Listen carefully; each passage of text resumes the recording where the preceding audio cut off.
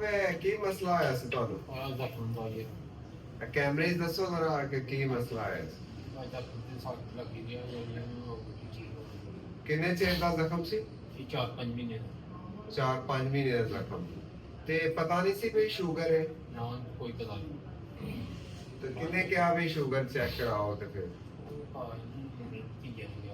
Check कराओ भतीजे ने क्या भाई शुगर चेक मेरा कराओ डॉक्टर साहब ये इंजेक्शन लगवाते नहीं हैं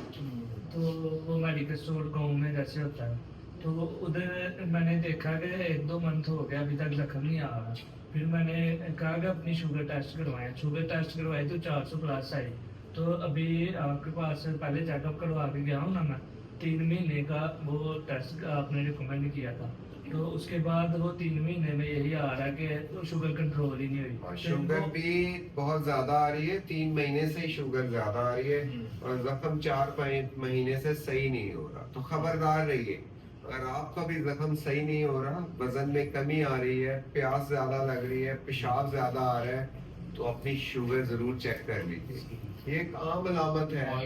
कि जख्म सही नहीं हो रहा पेशाब ज्यादा आ रहा है प्यास ज्यादा लग रही है तो अपनी शुगर जरूर चेक कराइए बहुत शुक्रिया।